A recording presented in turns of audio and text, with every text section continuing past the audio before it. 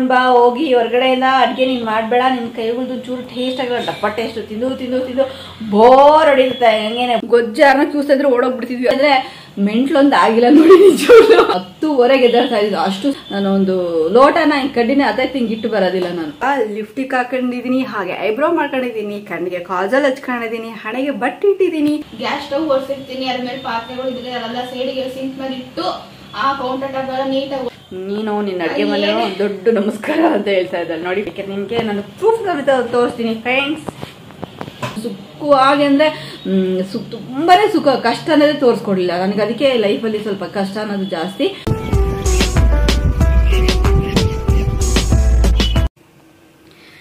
Hi friends, welcome back to my channel Rani Kannada vlogs. Friends, ಎಲ್ಲರೂ ಹೇಗಿದ್ದೀರಾ? I hope ನೀವೆಲ್ಲರೂ ಕೂಡ ತುಂಬಾನೇ ಚೆನ್ನಾಗಿದ್ದೀರಾ ಅಂತೇಳಿ.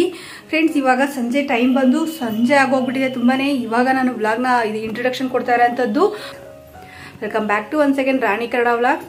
ಫ್ರೆಂಡ್ಸ್, ನನ್ನ ಒಂದು ಔಟ್ಫಿಟ್ಟಿಂಗ್ ಅಥವಾ ನನ್ನ ಒಂದು ಮೇಕಪ್ ಯಾವ ತರ ಇದೆ, ಬಟ್ ಅದು ಔಟ್ಫಿಟ್ಟಿಂಗ್ ಅದು ಇದು ನೈಟ್ ಡ್ರೆಸ್ ಫ್ರೆಂಡ್ಸ್. ಇದೇನು ಜಾಸ್ತಿ ಏನು ಗ್ರ್ಯಾಂಡ್ ಆಗಿರೋಂಥದ್ದಲ್ಲ. ನಾನು ಔಟ್ಫಿಟ್ಟಿಂಗ್ ಅನ್ನೋ ಒಂದು ಪದ ಯೂಸ್ ಮಾಡಿದ್ದಕ್ಕೆ ಸಾರಿ, ಬೇಜಾರಾಗಬೇಡಿ. ಬಟ್ ಅದೇ ನನ್ನ ಒಂದು ಡ್ರೆಸ್ ಹೇಗಿದೆ, ನನ್ನ ಒಂದು ಮೇಕಪ್ ಹೇಗಿದೆ ಅಂತ ದಯವಿಟ್ಟು ಕಾಮೆಂಟ್ ಅಲ್ಲಿ ತಿಳಿಸಿ ಅಂತ ಹೇಳ್ತಾ ಈ ವ್ಲಾಗ್ನ ಸ್ಟಾರ್ಟ್ ಮಾಡ್ತಾ ಇದ್ದೀನಿ. ಹೆಂಗಿರ್ತೀರೋ ಹಂಗೆ ನಾನು ವ್ಲಾಗ್ನ ಸ್ಟಾರ್ಟ್ ಮಾಡಿದೀನಿ ಅಂತ ವ್ಯೂವರ್ಸ್ ಎಲ್ಲ ಹಿಂದೆ ಕೊಡೋಗ್ತಾ ಇದ್ದಾರೆ ಅಂತೇಳಿ.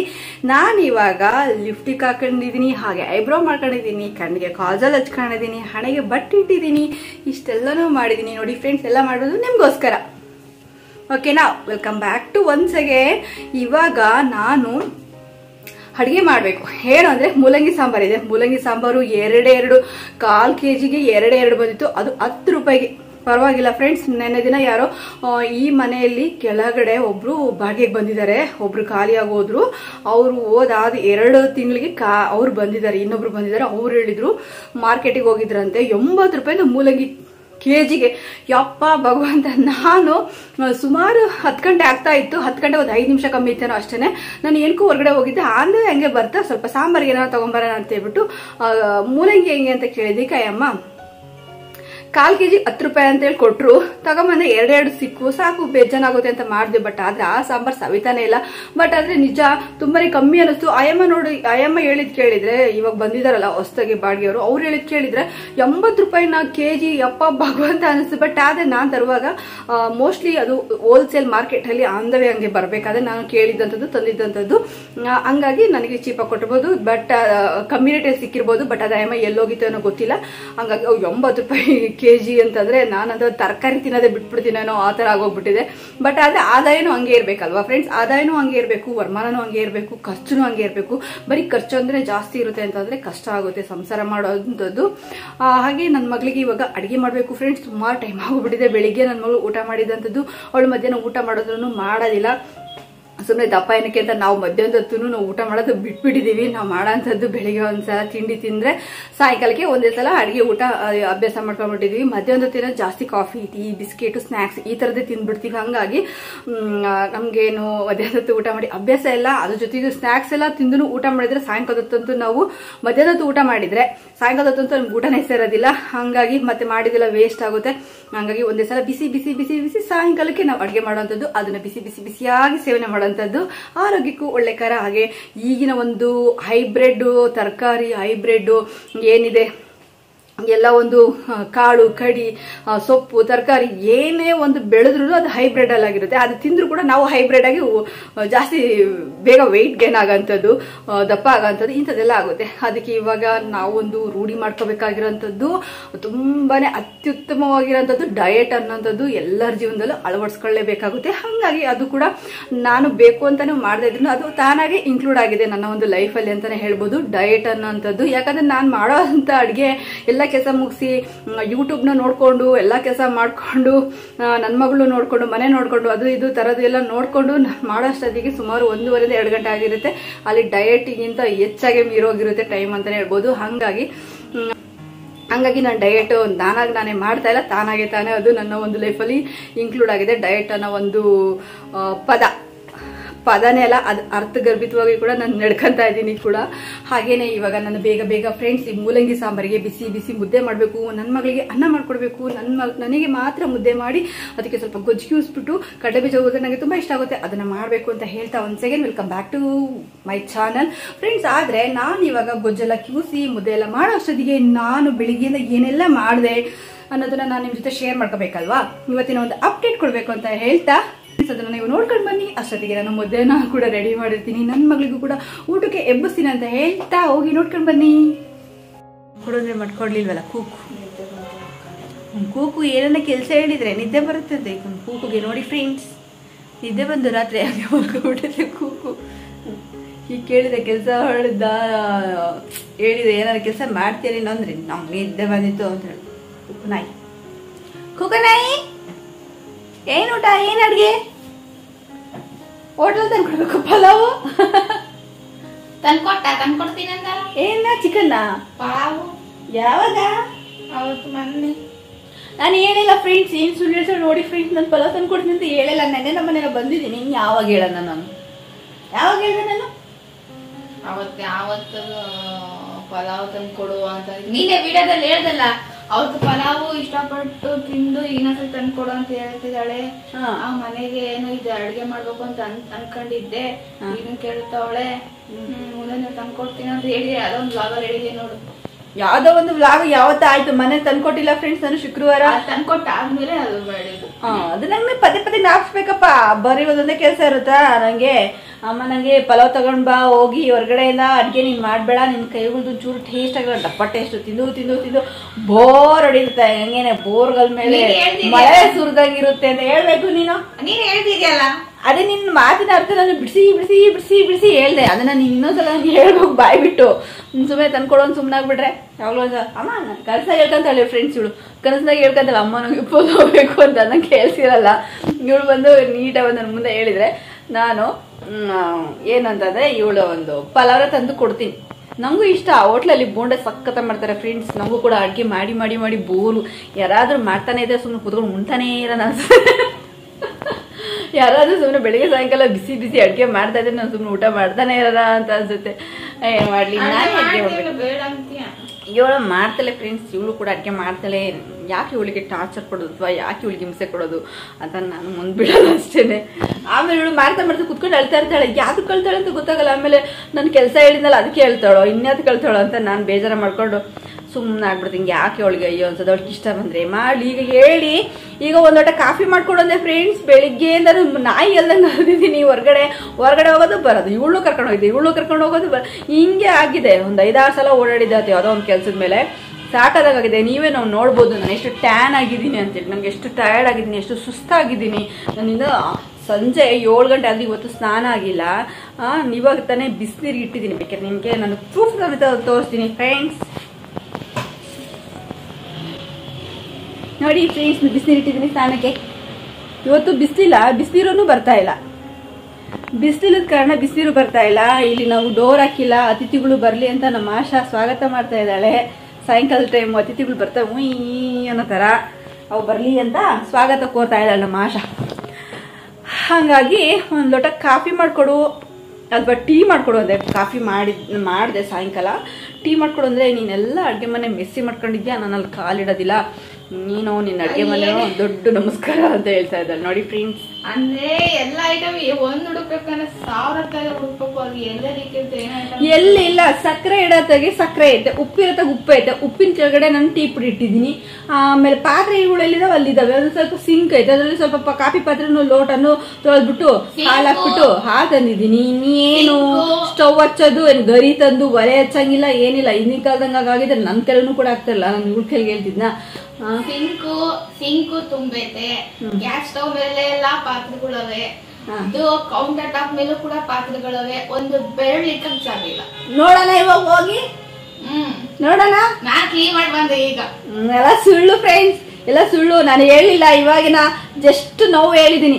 ಏನು ಅಂತಂದ್ರೆ ನಾನು ಮನೆಯಲ್ಲೇ ಇಲ್ಲ, ಬರೀ ತಿರ್ಗಡದೇ ಆಗಿದೆ ನಂಗೆ. ಹೊರಗಡೆ ಹೋಗೋದು ಬರೋದು ಒಂದ್ 5-6 ಸಲ ಓಡಾಡಿದೀನಿ. ಇವಳು ಕರ್ಕೊಂಡು ಒಂದ್ಸಲ ಹೋಗಿ ಬಂದೆ. ಮಾಡ್ತೀನಿ ಅದಕ್ಕೂ ಬೇಡ ಅನ್ನೋದು, ಪಾತ್ರೆ ತೊಳಿತೀನಿ ಅಂತೀನಿ ಅದಕ್ಕೂ ಬೇಡ, ತೊಳಿಬೇಡ ಪಾತ್ರೆ ತೊಳಿಬೇಡ ಅಂತ ಅನ್ನೋದು. ಆಮೇಲೆ ಎಲ್ಲ ಕ್ಲೀನ್ ಮಾಡ್ತೀನಿ ಗ್ಯಾಸ್ ಸ್ಟವ್, ಅದ್ರಿಗೂ ನಾನು ಪಾತ್ರೆ ತೊಳಿಬೇಡ ಅಂತ ಅಂದ್ರೂ ಕೂಡ ಗ್ಯಾಸ್ ಸ್ಟವ್ ಒರೆಸಿರ್ತೀನಿ. ಅದ್ರ ಮೇಲೆ ಪಾತ್ರೆಗಳು ಇದ್ರೆ ಅದೆಲ್ಲ ಸೈಡಿಗೆ ಸಿಂಕ್ ಮೇಲೆ ಇಟ್ಟು ಆ ಕೌಂಟರ್ ಟಾಪ್ ಎಲ್ಲ ನೀಟಾಗಿ ಒರೆಸಿ ಬರ್ತೀನಿ. ಅದಕ್ಕೂ ಹೇಳ್ಬೇಕು ಪಾತ್ರೆ ತೊಳಿಬೇಡ ಅಂತ ಹೇಳಿದ್ರು ಕೂಡ ಯಾಕಂಗ ಅನ್ನೋದು, ಪಾತ್ರೆ ತೊಳಿಬೇಡ ಕ್ಲೀನ್ ಮಾಡ್ಬೇಡ ಅಂತ. ಫ್ರೆಂಡ್ಸ್ ಯಾಕೆ ಗೊತ್ತಾ ನಾನು ಹೇಳೋದು, ಅವಳಿಗೆ ತುಂಬಾನೇ ಪೇಯ್ನು, ತುಂಬಾನೇ ನೋವು. ಏನಕ್ಕೆ ಅಂತಂದ್ರೆ ಜಾಸ್ತಿ ಯೋಚನೆ ಮಾಡ್ತಿದ್ದಾಳಲ್ಲ, ಏನಾದ್ರು ಅವಳು ಪಾಪ ಅವಳು ನಾವು ಒಂದು ಲೈಫಲ್ಲಿ ಜಾಸ್ತಿ ನೊಂದಿರ್ತೀನಿ. ನಾನು ಜಾಸ್ತಿ ನೊಂದಿರೋದು ನೋಡಿ ಅವಳು ಅವೆಲ್ಲ ಕಷ್ಟಗಳು ನೋಡಿ ಮನಸ್ಸಲ್ಲಿ ಇಟ್ಕೊಂಡು ನಮ್ಮ ಲೈಫ್ ಇಷ್ಟ ಅದೇ ಅದ್ರ ಬಗ್ಗೆ ಎಲ್ಲ ಜಾಸ್ತಿ ನೋವಲ್ಲಿ ಇವಾಗಿನ ಚೇತರಿಸ್ಕೊಂತ ಇದ್ದಾಳೆ. ಅದ್ರ ಜೊತೆಗೆ ಇವಾಗ ಈ ಕೆಲಸ ಮಾಡೋ ಆ ಕೆಲಸ ಮಾಡೋ ಅಂತೇಳಿ ನಾನೇನು ಮಲ್ತಾ ಏನೋ ಫ್ರೆಂಡ್ಸ್ ಅವಳಿಗೆ ಆ ಥರ ಕಾಟ ಕೊಡೋದಕ್ಕೆ ನಾನೇ ಎತ್ತಿದ್ದೀನಲ್ವ. ಹಂಗಾಗಿ ನಾನೇನು ಜಾಸ್ತಿ ಕಾಟ ಕೊಡೋಕ್ಕಲ್ಲ.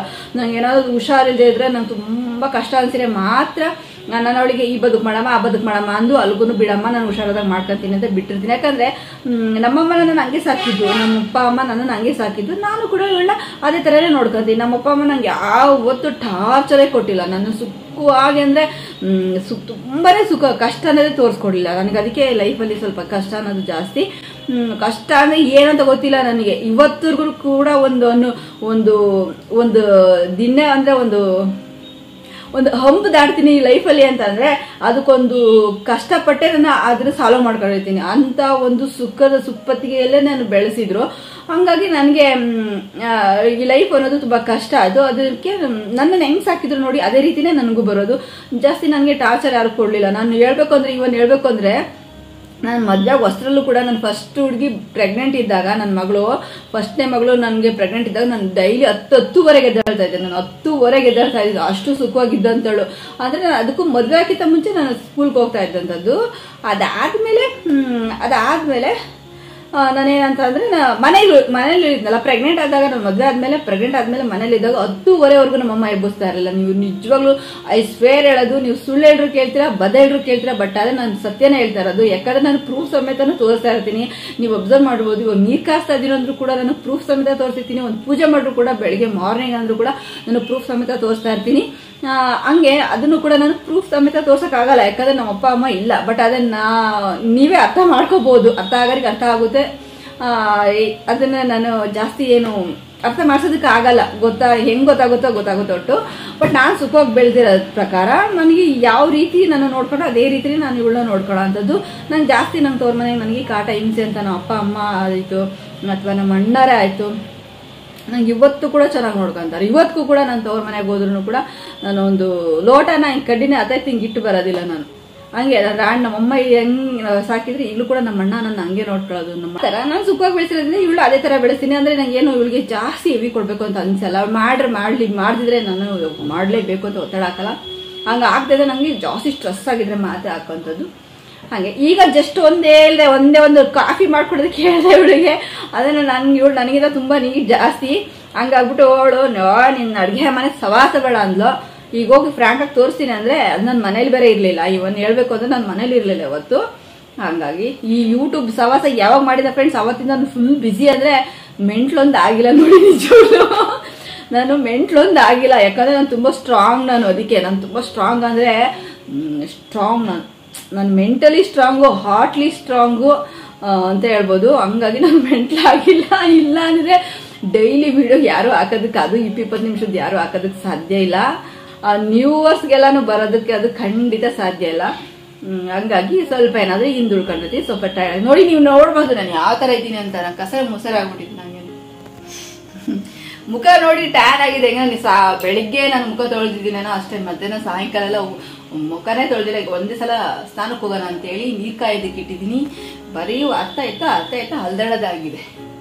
ಹಳೆ ಬಟ್ಟೆ ತೊಳಿಬೇಕು ಫ್ರೆಂಡ್ಸ್. ಇವಳಿಗೆ ಒಂದು ಲೋಟ ಕಾಫಿ ಮಾಡ್ಕೊಡೋದನ್ನ ನೋಡಿ ಫ್ರೆಂಡ್ಸ್, ಎಷ್ಟು ಒತ್ತರ ಆಡ್ತಾಳೆ ನೋಡಿ ಫ್ರೆಂಡ್ಸ್. ನಿಮ್ಮ ಮತ್ತೆ ಚಾಡಿ ಹೇಳ್ತಾಳೆ ನೋಡಿ ಫ್ರೆಂಡ್ಸ್ ನನ್ನ ಬಗ್ಗೆ. ಏನ್ ಚಾಡಿ ಹೇಳಿಲ್ಲ, ಇರಾದ್ ಹೇಳಿದ್ದಷ್ಟೇ. ಮತ್ತೆ ಟೀ ಮಾಡ, ಟೀ ಅಂತ ಕಾಫಿ ಅಂತ ಯಾವ್ದು. ಈಗ ನಾನು ಜಸ್ಟ್ ನಾನು ಕಾಫಿ ಕೊಟ್ಟಿದ್ದೀನಿ ಫ್ರೆಂಡ್ಸ್, ನಾನೇ ಮಾಡಿ ಜಸ್ಟ್ 4:15. ಈಗ ಸುಮಾರು 7:30 ಅಲ್ಲ, 7:30 ಆಗಿದೆ. ನಂಗೆ ಸ್ವಲ್ಪ ಟೀ ಮಾಡ್ಕೊಡು. ಹೋಗಿ ಸ್ನಾನ ಮಾಡ್ಕೊಂಡು ಬಂದು ಮೂಲಂಗಿ ಸಾಂಬಾರಿದೆ, ಅದಕ್ಕೆ ನಾನು ಏನು ಅಡುಗೆ ಮಾಡೋದಕ್ಕೆ ಹೋಗಲ್ಲ. ಆದ್ರೆ ಕಡಲೆ ಬೀಜ ಒಂದೆರಡು ಕಡಲೆ ಬೀಜ ಹುರಿದ್ಬಿಟ್ಟು ಇವಳಿಗೆ ಅನ್ನ ಇದೆ, ಅನ್ನ ಬಿಸಿ ಮಾಡ್ಕೊಟ್ಬಿಡ್ತೀನಿ. ಒಂದು ಚಪಾತಿ ಇದೆ, ಅವಳೆ ತಿನ್ಬಿಡ್ಲಿ. ನಾನು ಬಿಸಿ ಬಿಸಿ ಬಿಸಿ ರಾಗಿ ಮುದ್ದೆ ಮಾಡ್ಕೊಂಡು ಕಡಲೆ ಬೀಜ ಉಳ್ಳಿಸ್ಕೊಂಡು ಒಂದು ಹಸುಗಾಯಿ ಟಮಟೆ ಹಣ್ಣು ಸುಟ್ಕೊಂಡು ಹುರ್ಕೊಂಡು ಅದು ಗೊಜ್ಜು ಕ್ಯೂಸಿ ಮುದ್ದೆ ಉಳ್ಳಿಸ್ಕೊಂಡು ಗುಳುಮ್ ಅಂತ ಇದ್ರೆ ಆಹಾ, ಮುದ್ದೆ ಸ್ವರ್ಗ ಲೋಕ ಥರ ಇರುತ್ತೆ. ನಾವು ಮುದ್ದೆ ಮುಂಚೆಲ್ಲ ಊಟ ಮಾಡ್ತಿಲ್ಲ, ಇತ್ತೀಚೆಗೆ ಅದು ಈ ಮನೆಗೆ ಬಂದಾಗಂತೂ ಭಾಳ ಮುದ್ದೆ ಊಟ ಮಾಡ್ತೀನಿ. ಏನು ಗೊತ್ತಾ, ಮುದ್ದೆ ಅಥವಾ ರಾಗಿ ಗಂಜಿ ತುಂಬಾನೇ ಒಳ್ಳೇದು. ಗ್ಯಾಸ್ಟ್ರಿಕ್ ಇರೋದು ಇದ್ರೂ ಕೂಡ ಮಾಯ ಆಗ್ಬಿಡುತ್ತೆ. ಹಾಗೆ ನಮ್ಮ ಒಂದು ಸ್ಕಿನ್ ಗ್ಲೋಯಿಂಗು ಅಥವಾ ಸ್ಕಿನ್ ಟೈಟು ಅದೆಲ್ಲದಕ್ಕೂ ಹೆಲ್ಪ್ ಆಗುತ್ತೆ. ತುಂಬ ಆರೋಗ್ಯದಲ್ಲಿ ತುಂಬಾನೇ ವ್ಯತ್ಯಾಸ ಕಾಣುತ್ತೆ, ತುಂಬ ಚೇತರಿಕೆ ಅನಿಸುತ್ತೆ. ಹಾಗೆ ಸುಸ್ತು ಸಂಕಟ ಅನ್ನೋದು ಜಾಸ್ತಿ, ಎಷ್ಟು ಸುಸ್ತು ಸಂಕಟ ಇರುತ್ತಲ್ಲ ಅದೆಲ್ಲ ಅವಾಯ್ಡ್ ಆಗುತ್ತೆ. ರಾಗಿಯಲ್ಲಿ ತುಂಬಾನೇ ಬೆನಿಫಿಟ್ಸ್ ಇದೆ. ರಾಗಿ ಹಿಟ್ಟಲ್ಲಿ ತುಂಬಾನೇ ಸ್ಟ್ರಾಂಗ್ ಅಂಶಗಳಿವೆ, ತುಂಬಾನೇ ಒಳ್ಳೇದು. ಹಾಗಾಗಿ ಇತ್ತೀಚೆಗೆ ನಾನು ಜಾಸ್ತಿ ನನಗೆ ಮುದ್ದೆ ಮಾಡಬೇಕು ಅನಿಸಿದಾಗೆಲ್ಲ ಮುದ್ದೆ ಮಾಡ್ತಾ ಇರ್ತೀನಲ್ಲ, ಹಂಗಾಗಿ ಸ್ವಲ್ಪ ಶಕ್ತಿ ಇದೆ ಅನ್ಸುತ್ತೆ ನನಗೆ. ಇತ್ತೀಚೆಗೆ ಸ್ವಲ್ಪ ಎನರ್ಜಿ ಬಂದ್ಬಿಟ್ಟಿದೆ. ಹಂಗಾಗಿ ನಾನು ಮುದ್ದೆ ಮೂಲಂಗಿ ಸಾರಿಗೆ, ಅದರಲ್ಲೂ ಬಿಸಿ ಬಿಸಿ ರಾಗಿ ಮುದ್ದೆ, ಅದರಲ್ಲೂ ಗೊಜ್ಜು, ಅದಕ್ಕೆ ಸೈಡ್ ಕಡಲೆ ಬೀಜ ಹುರಿದು ಉಪ್ಪು ಖಾರ ಹಾಕಿರ್ಬೇಕು. ನಂಗೆ ತುಂಬ ಇಷ್ಟ ಆಗುತ್ತೆ. ಅದನ್ನ ಮಾಡ್ಕೊಂಡು ಸ್ನಾನ ಮಾಡ್ಕೊಂಡು ಬಂದು ಊಟ ಮಾಡ್ತೀನಿ ಫ್ರೆಂಡ್ಸ್. ಓಕೆ ಫ್ರೆಂಡ್ಸ್, ನಾನು ಅದನ್ನು ಕೂಡ ನಾನು ನಿಮ್ಮ ಜೊತೆ ಶೇರ್ ಮಾಡ್ಕೊತೀನಿ ಅಂತ ಹೇಳ್ತಾ ಇವಳಿಗೆ ಹೇಳಿ ಫ್ರೆಂಡ್ಸ್, ನೀವು ಅಮ್ಮ ಟೀ ಮಾಡು ಅಂದಾಗ ಹೋಗಿ ಟೀ ಮಾಡಿ ಕೊಡಮ್ಮ ಅಂತ ನೀವು ಕಮೆಂಟ್ ಅಲ್ಲಿ ತಿಳಿಸಿ. ಹೋಗಿ ಟೀ ಮಾಡ್ಕೊಡು ನಿಮ್ಮ ಅಮ್ಮಂಗೆ ಅಂತ ಹೇಳಿ. ನೋಡಿ ಎಷ್ಟೊತ್ತು ಹೇಳ್ತಾ ಇದ್ದೀನಿ, ಇಲ್ಲೇ ಕೂತಿದ್ದಾಳೆ. ಕೂಕು ಕೂಕು ಕೂಕು ನಾಯಿ, ಏನದು ಕೂಕು? ಕೂಕು ನೀನೇ ನಮ್ಮನೆ ಕೂಕು. ಟೀ ಮಾಡೋಕೆ ಹೋಗಿ ಟೀ ಕುಡಿದು ಸ್ನಾನಕ್ಕೆ ಹೋಗ್ಬೇಕು. ಕೂಕು ಕೂಕು ಮರಿ, ಕೂಕು ಮರಿ, ಕೂಕು ಮರಿ. ಟೈಮ್ ಅಲ್ಲೇ ಆಗೋಗಿದೆ ಫ್ರೆಂಡ್ಸ್. ಇವಾಗ ಸ್ಲೀಪಿಂಗ್ ಟೈಮಲ್ಲಿ ನಾನು ಅಡುಗೆ ಮಾಡ್ತಾರೆ ಅಂತದ್ದು ಅಂದ್ರೆ ಅಲ್ಲಿ 8:30 ಆಗೋಗಿದೆ. ಹಳ್ಳಿ ಕಡೆ ಅಂತೂ 7:00ವರೆಗೆ ಮಲ್ಕೊಂಡ್ಬಿಟ್ಟಿರ್ತಾರೆ. ನಾನು ಇವಾಗ ಅಡುಗೆ ಮಾಡೋಂಥದ್ದು ಈಗ ಹೋಗ್ಬಿಟ್ಟು ಬೇಗ ಬೇಗ ಮುದ್ದೆ ಮಾಡಬೇಕು ಫ್ರೆಂಡ್ಸ್.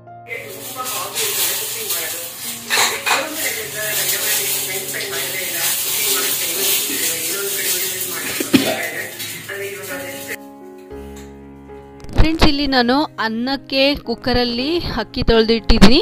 ಆ ಕಡೆ ನಾನು ಹಸಿರುಗಾಯಿ ಹಾಗೆ ಟೊಮೊಟೊನ ನಾನು ಎಣ್ಣೆಯಲ್ಲಿ ಹುರ್ಕೊತಾ ಇರೋಂಥದ್ದು. ಈ ಒಂದು ಗೊಜ್ಜು ಬಾಯಿ ಕೆಟ್ಟಿರುತ್ತಲ್ಲ ಅಂಥ ಟೈಮಲ್ಲಿ ತುಂಬಾ ಹೆಲ್ಪ್ ಆಗುತ್ತೆ. ನನಗೆ ಹೇಳ್ಬೇಕು ಅಂದರೆ ಸ್ವಲ್ಪನೇ ಬಾಯಿ ಸರಿ ಆಗ್ತಾ ಇರೋಂಥದ್ದು. ಟೇಸ್ಟೇ ಈಗಲೂ ಕೂಡ ಹೇಳ್ಬೇಕು ಅಂದರೆ ಸ್ವಲ್ಪನೇ ನನಗೆ ಟೇಸ್ಟ್ ಸಿಗ್ತಾ ಇರೋಂಥದ್ದು. ಅಷ್ಟೊಂದು ನನಗೆ ಮನಸ್ಸಿಗೆ ತೃಪ್ತಿ ಆಗೋ ಥರ ನನಗೆ ನ್ಯಾಚುರಲಾಗಿರೋ ಅಂಥ ಟೇಸ್ಟೇ ನನಗೆ ನಾಲ್ಗೆಗೆ ಸಿಗ್ತಾಯಿಲ್ಲ. ಜ್ವರ ಬಂದಾಗಿಂದನೂ ಅದರಲ್ಲೇ ಪದಾರ್ಥ ಇದ್ದೀನಿ, ಅದರಲ್ಲೇ ಡೈಲಿ ರುಟೀನು. ಬೇರೆ ಎಲ್ಲ ಏನು ನಿತ್ಯ ಒಂದು ಕೆಲಸಗಳಿದಾವಲ್ಲ ಅದನ್ನೆಲ್ಲ ನಾರ್ಮಲಾಗಿ ನಾನು ಮಾಡ್ತಾ ಇರೋದ್ರಿಂದ ನನಗೆ ತಣ್ಣೀರಲ್ಲಿ ಆಡ್ತಾ ಇದ್ದೀನಲ್ಲ, ಅದಕ್ಕೋಸ್ಕರ ಏನೋ ಗೊತ್ತಿಲ್ಲ. ಬಟ್ ಆದರೆ ನನಗೆ ಒಳಗಡೆ ಜ್ವರ ಇದ್ದು ನಿಧಾನಕ್ಕೆ ಹೋದ್ವಲ್ಲ, ಹಾಗಾಗಿ ಸ್ವಲ್ಪ ಬಾಯಿ ಅಂತಂದರೆ ನನಗೆ ಟೇಸ್ಟ್ ಅನ್ನೋದು ನನಗೆ ಈಗಲೂ ಕೂಡ. ಫ್ರೆಂಡ್ಸ್, ಇದಕ್ಕೆ ನಾನು ಬೆಳ್ಳುಳ್ಳಿ ಉಪ್ಪನ್ನು ಹಾಕ್ಬಿಟ್ಟು ಮತ್ತೆ ಮೆಣಸಿನ್ಕಾಯಿ ಹಾಕ್ಬಿಟ್ಟು ಜಜ್ಕೊಂಡಿದ್ದೀನಿ. ಆಮೇಲೆ ಸ್ವಲ್ಪ ಕೊತ್ತಂಬರಿ ಏನಿದೆಯಲ್ವಾ, ಕೊತ್ತಂಬರಿನೂ ಹಾಕ್ಬಿಟ್ಟು ಈ ಲೋಟದ ಸಹಾಯದಿಂದ ಎಲ್ಲ ಜಜ್ಕೊಂಡಿದ್ದೀನಿ. ಇವಾಗ ಈ ಟೊಮೊಟೊ ಸುಡ್ತಾ ಇದೆ ನೋಡಿ, ಇನ್ನೂ ಸುಡುತ್ತೆ ಅಲ್ವಾ ನೋಡಿ ಯಾವ ತರ ಹೊಗೆ ಬರುತ್ತೆ, ಕೈಯೆಲ್ಲ ಸುಡುತ್ತೆ ಅಂತ ಹೇಳ್ಬಿಟ್ಟು ಈ ಒಂದು ಗ್ಲಾಸ್ನ ಸಹಾಯದಿಂದ, ಈ ಲೋಟದ ಸಹಾಯದಿಂದ ನಾನು ಈ ತರ ಚೆನ್ನಾಗಿ ಸ್ಮ್ಯಾಶ್ ಮಾಡ್ತಾ ಇದ್ದೀನಿ ಫ್ರೆಂಡ್ಸ್. ಚೆನ್ನಾಗಿರುತ್ತೆ ಗೊಜ್ಜು.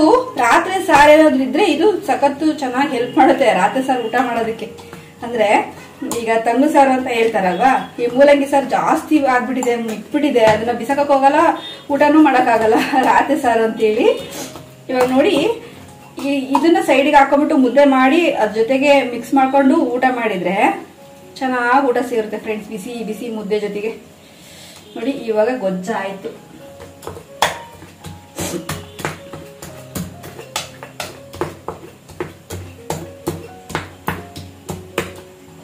ಇವಾಗ ಈರುಳ್ಳಿ ಇದೆಯಲ್ವಾ, ಈ ಈರುಳ್ಳಿನೆಲ್ಲ ಚೂಚ್ಬಿಡೋದು ಹಾಕಿ ಇಷ್ಟೇ. ಸ್ವಲ್ಪ ನೀರು ಹಾಕೋಬೇಕಾಗುತ್ತೆ ಅಷ್ಟೇ.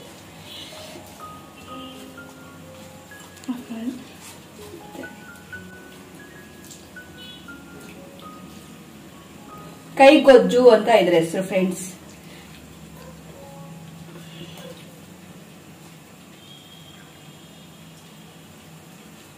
ಕಮೆಂಟ್ ಮಾಡಿ ಯಾರೆಲ್ಲ ಕೈಗೊಜ್ಜನ್ನ ಇಷ್ಟಪಡ್ತೀರಾ ಅಂತ ಕಮೆಂಟ್ ಮಾಡಿ. ನನಗೂ ನನ್ನ ಮಗಳಿಗೂ ತುಂಬಾನೇ ಇಷ್ಟ ಆಗುತ್ತೆ ಫ್ರೆಂಡ್ಸ್. ಅಪರೂಪಕ್ಕೆ ಡೈಲಿ ಅದು ಯಾರಿಗೂ ಆಗಲ್ಲ ಫ್ರೆಂಡ್ಸ್, ಅದಕ್ಕೆ ಹಾಗೆ ಹೇಳಿದೆ. ನೋಡಿ ಎಷ್ಟು ಚೆನ್ನಾಗಿದೆ, ನೋಡೋದಕ್ಕೆ ಎಷ್ಟು ಚೆನ್ನಾಗಿದೆ. ಇದರಲ್ಲಿ ಮುದ್ದೆ ಅದ್ರ ಜೊತೆ ಖಾರದ ಕಡಲೆ ಬೀಜ ಇದ್ಬಿಟ್ರೆ ಏನ್ ಸಖತ್ತಾಗಿದೆ ಗೊತ್ತಾ.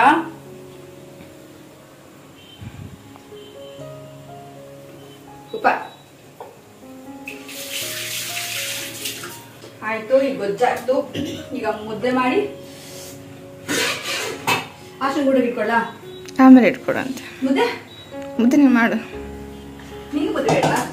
ಬೇಕು, ಒಂದು ಅರ್ಧ ಕೊಡು. ಮುದ್ದೆ ಊಟ ಅನ್ನ ಊಟ ಹೊಟ್ಟೆ ತುಂಬ. ಯಾಕೆ? ಅನ್ನ ಊಟ ಹೊಟ್ಟೆ ಅನ್ನ ಗೊಜ್ಜು ಕಡಲೆ ಬೀಜ ಕೊಡ್ಲ? ಏನೋ ಒಂದು ಹಾಕ್ಕೊಡಮ್ಮ. ಆಯ್ತು.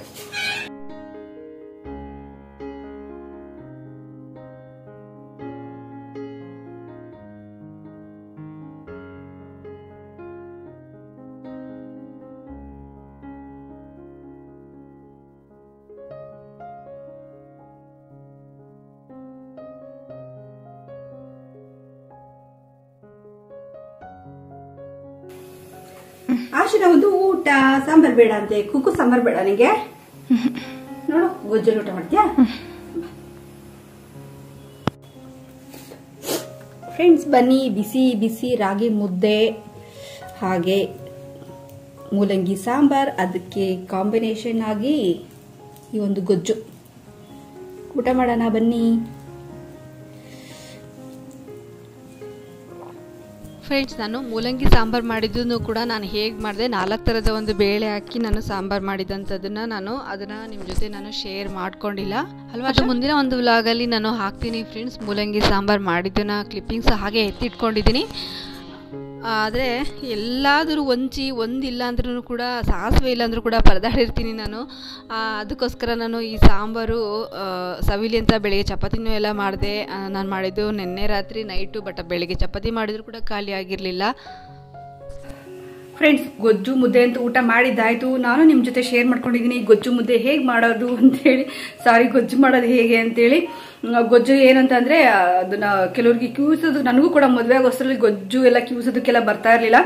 ನಾನು ಕೂಡ ಹಿಂಗೆ ಯಾರೋ ನೋಡಿ ಕಲ್ತಿದ್ದು, ಬಟ್ ಅದ್ರ ಮುಂಚೆನೇ ಬರ್ತಾ ಇತ್ತು. ಯಾವ ತರ ಅಂತಂದ್ರೆ ಅದಕ್ಕೆ ಹಸಿರುಗಾಯಿ ಅಥವಾ ಬೆಳ್ಳುಳ್ಳಿ, ಅದಕ್ಕೆ ನಾನು ಉಪ್ಪು ಹಾಕಿ, ಅದಕ್ಕೆ ಹಸಿರುಗಾಯಿ ಬೆಳ್ಳುಳ್ಳಿ ಉಪ್ಪು ಹಾಕ್ಬಿಟ್ಟು ಲೋಟದಲ್ಲಿ ಸ್ಮ್ಯಾಶ್ ಮಾಡ್ಬಿಟ್ರೆ ಕೈ ಉರಿಯುತ್ತೆ ಅಂತ ನಾನು ಸಣ್ಣರಿದ್ದಾಗ ಗೊಜ್ಜು ಕ್ಯೂಸರಲ್ಲ, ಗೊಜ್ಜು ಯಾರನ್ನ ಕ್ಯೂಸಿದ್ರೆ ಓಡೋಗ್ಬಿಡ್ತಿದ್ವಿ. ಅದನ್ನ ನಮಗೆ ಕೊಡ್ತಾರೆ ಗೊಜ್ಜು ಕ್ಯೂಸೋದಕ್ಕೆ ಅಂತ ಹೇಳ್ಬಿಟ್ಟು. ಯಾಕಂದ್ರೆ ಅದು ಕ್ಯೂಸ್ಬೇಕಾದ್ರೆ ಕೈಯಲ್ಲಿ ಕ್ಯೂಸಿ ಇದ್ ಮಾಡ್ಬೇಕಾದ್ರೆ, ಸ್ಮ್ಯಾಶ್ ಮಾಡ್ಬೇಕಾದ್ರೆ ಕೈಯೆಲ್ಲ ರಾತ್ರೆಲ್ಲ ಬಗ ನಾಳೆ ತಿರುಗ್ ದಿನ ಎಲ್ಲ ಆದ್ರೂ ಸಾಯಂಕಾಲ ಆದ್ರೂ ಕೂಡ ಕಮ್ಮಿ ಆಗ್ತಾ ಇಲ್ಲ, ಆ ಥರ ಬಗ ಅಂತ ಇತ್ತು. ಅನ್ನ ತರ ಉರಿಯೋದು. ಅದಕ್ಕೆ ನಾವು ಗೊಜ್ಜು ಕ್ಯೂಸ್ತಾ ಇರಲಿಲ್ಲ, ಗೊಜ್ಜು ಉಣ್ತಾ ಇರಲಿಲ್ಲ. ಗೊಜ್ಜು ಕ್ಯೂಸ್ತಾ ಇದ್ರೆ ಓಡೋಗ್ಬಿಡ್ತಿದ್ವಿ, ಅಲ್ಲೆಲ್ಲೂ ಇರ್ತಾ ಇರಲಿಲ್ಲ.